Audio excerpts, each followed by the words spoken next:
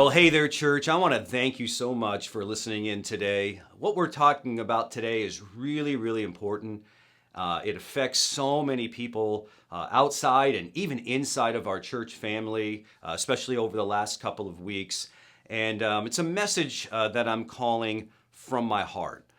And what I'm seeing in this world, and I'm sure you're seeing this as well, is more and more families are faced with how do we navigate conversations regarding LGBT plus loved ones, children and adults in our life, people that are dealing with gender dysphoria, pressure to choose sides in our culture wars, and the list goes on. And discussing these emotionally charged realities in this cultural moment, well, it creates an anxiety that all of us feel. And so if you're new here, even with our church, you're kind of listening in for the first time, this is a little bit of a different talk for us today. It's more of a family conversation, but I want to invite you back next week for a new series of messages that we're beginning next week called Ordinary, where we'll learn how to follow God in the ordinariness of our life.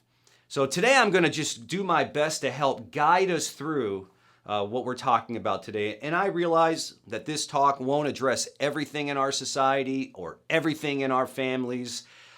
It won't make our church perfect. I'm sure it won't answer every single one of your questions.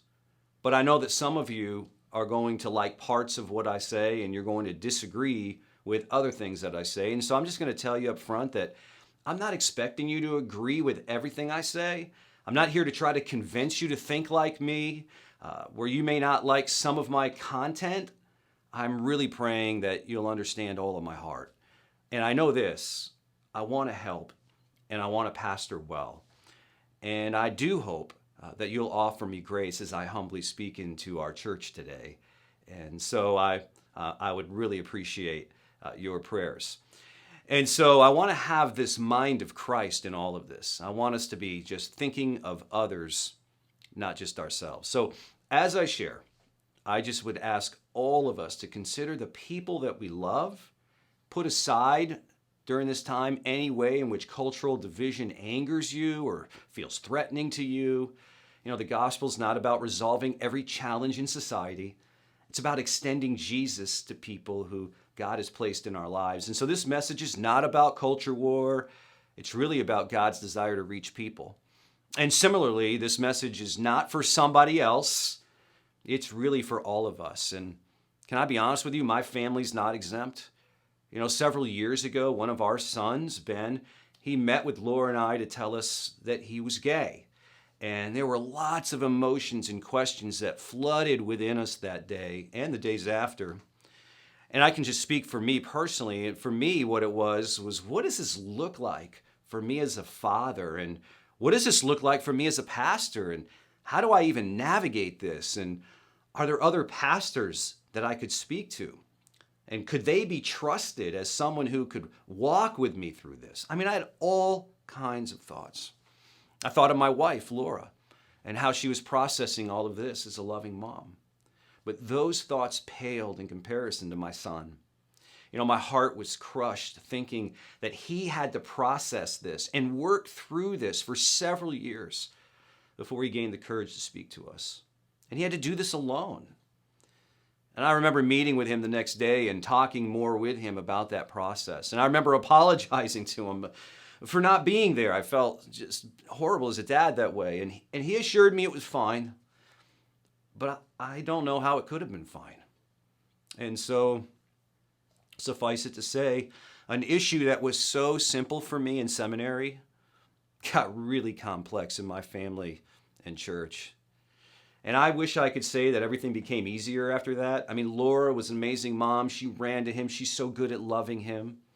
But I'll tell you, I struggled largely because of the perceived and the real complexity of being a pastor and my upbringing in church and even my personality. My personality defaults to moving inward when faced with challenges. Over the recent years, I've been doing some work with that and I'm learning to move toward.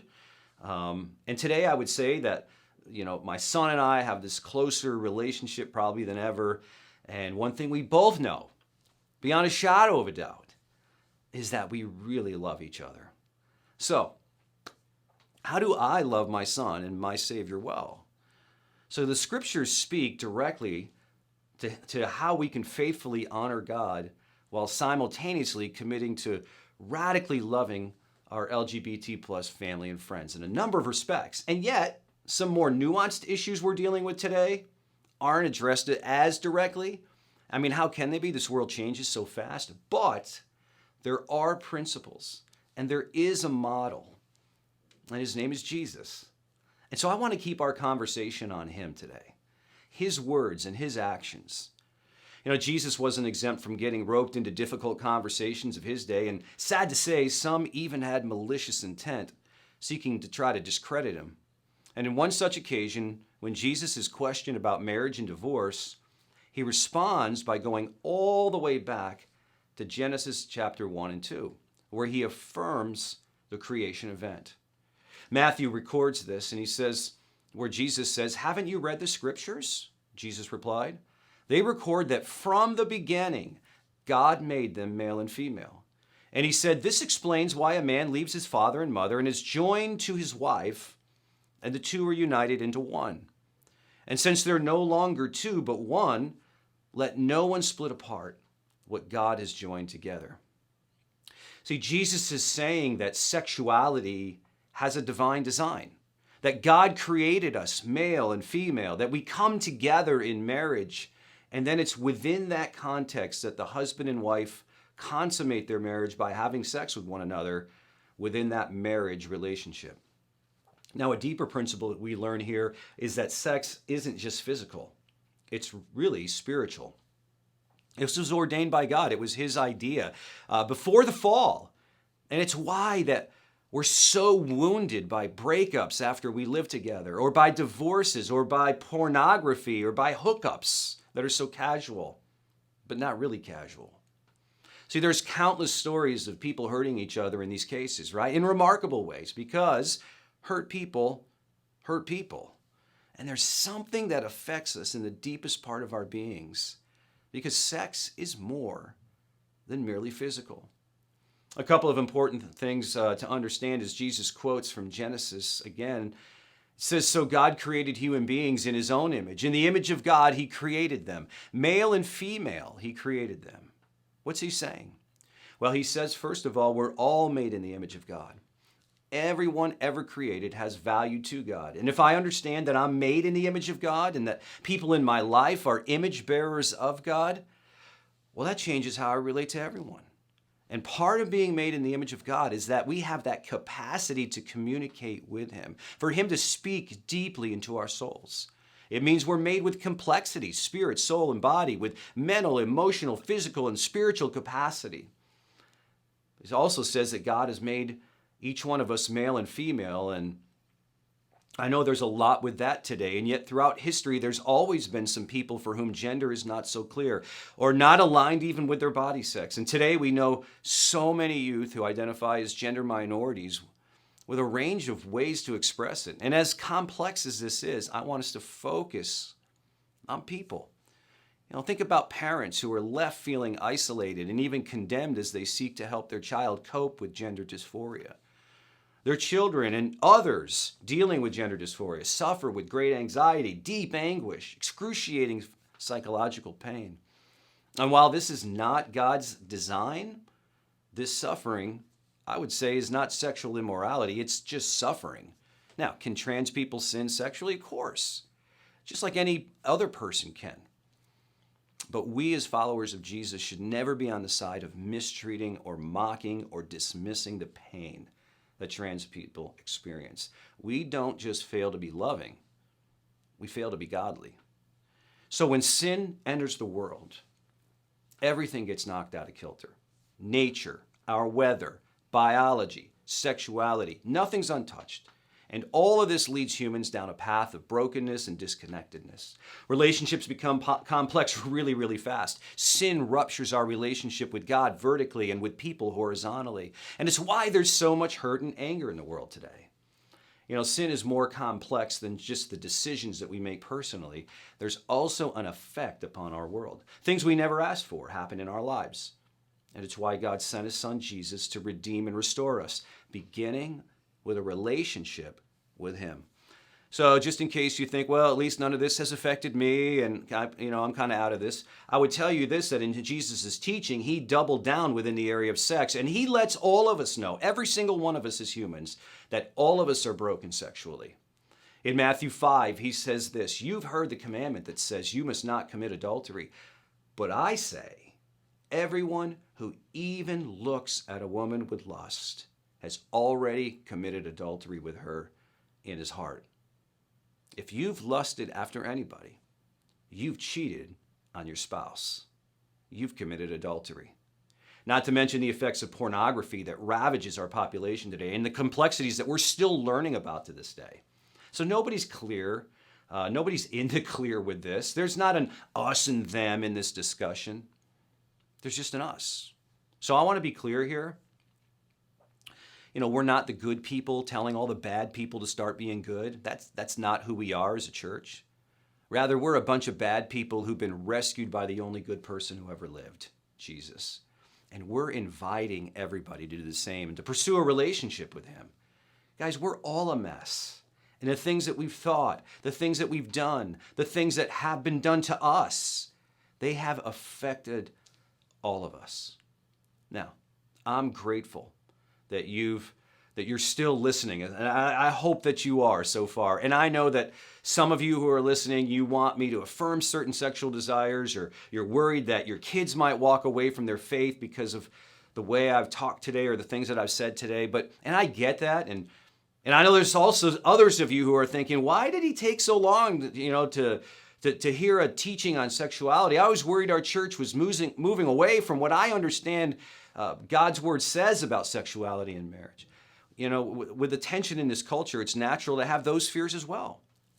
But I want you to understand more than anything, guys. I want you to understand God's heart for you and for God's heart for everyone. And I want you to understand the posture of Jesus. For instance, Jesus consistently encounters people who are far from perfect, and yet he never shames or scolds them. He never makes them feel less than. As a matter of fact, he always moves toward them. And although he has his values and his convictions and his beliefs, and many of those are stricter than most of ours today, he always leads with love. He always sees each person as an image bearer of God.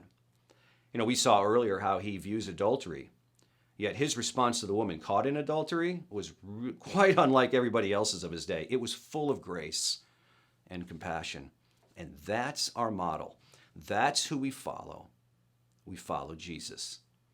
Some of us have always looked at holiness and loving our neighbor as a dichotomy.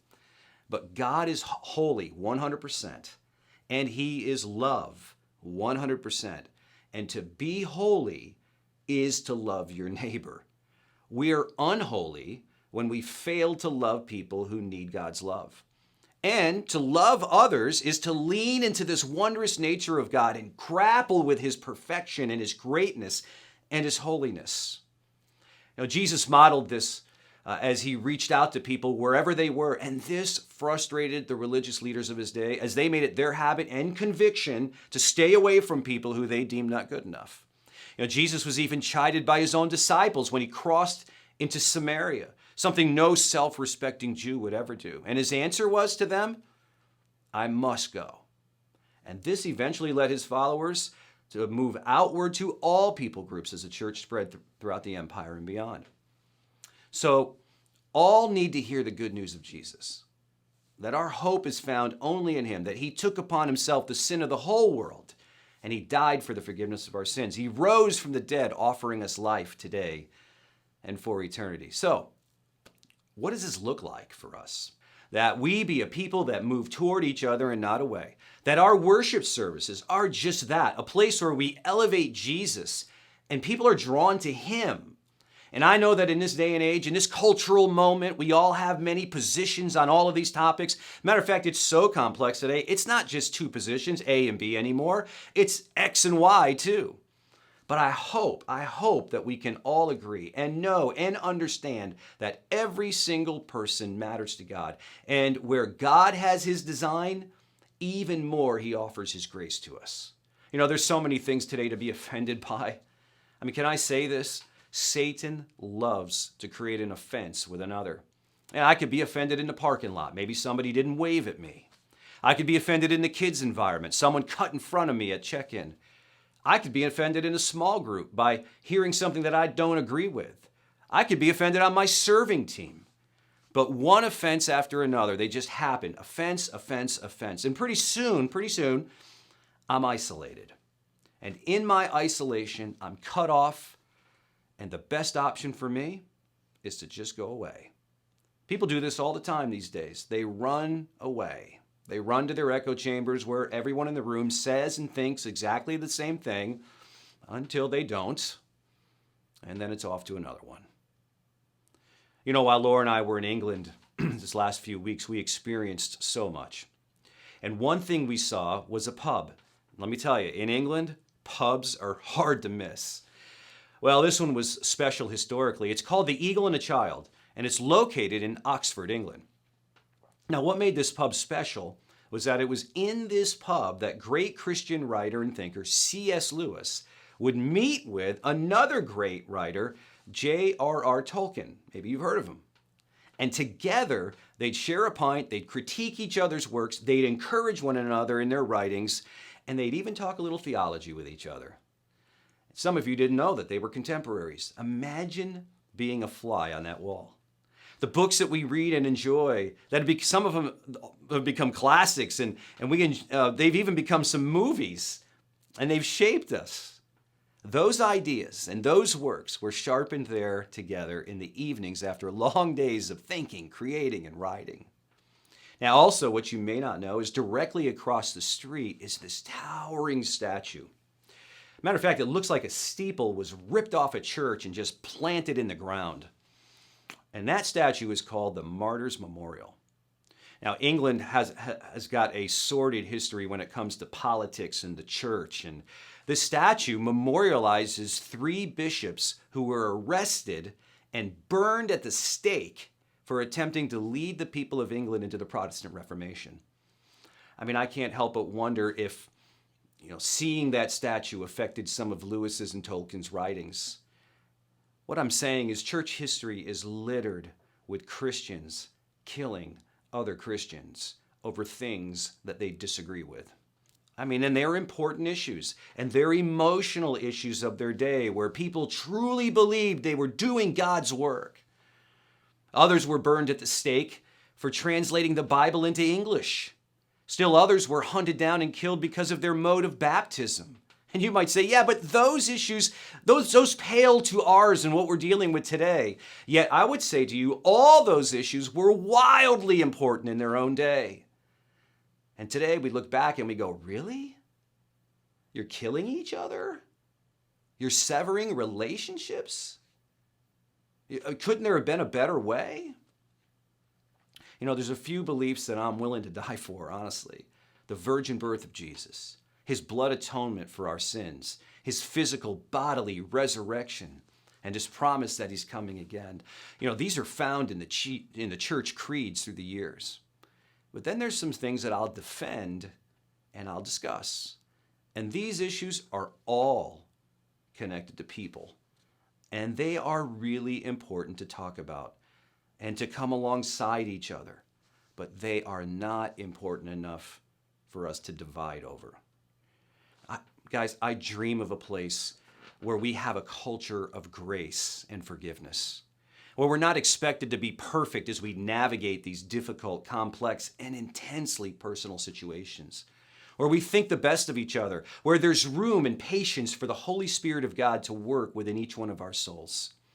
I'm reminded of the words of the Apostle John when he writes to the church. He says, if someone says, I love God, but hates a fellow believer, that person's a liar.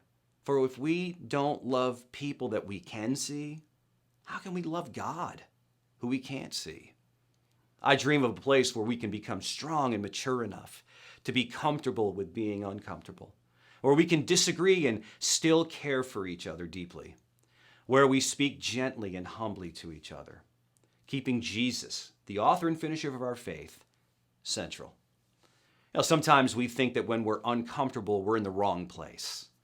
But God always called his people into the uncomfortable. Think about it. He called Abraham to leave all that he knew growing up, the comforts of home, to become a nomad and to believe in a promise that he would never see fulfilled. And in that, he still lived, the scriptures tell us, a full and flourishing life.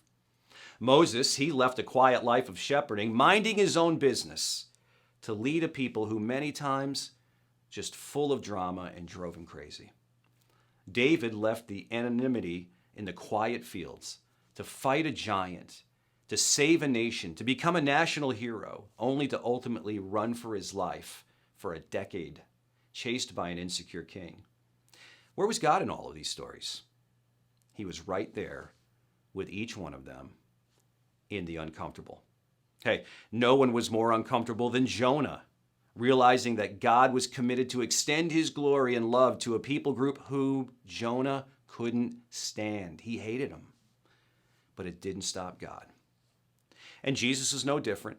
He placed his disciples in uncomfortable situations all the time, storms at sea, overwhelming problems that needed a miracle to resolve them, scenarios where they had to question what they believed about God and other people, crossing racial and religious boundaries, you name it. Jesus led the way also himself in being uncomfortable. He was misunderstood by people. He was abandoned by his friends in the most vulnerable moments of his life. And for this kind of love and this kind of way of reaching out, he would be called a heretic and demonic by the religious authorities of his day. Of course, we know it only got much worse for Jesus as he was physically tortured and hung on the cross naked to pay the penalty for yours and my sins. But why would he ask anything different from us?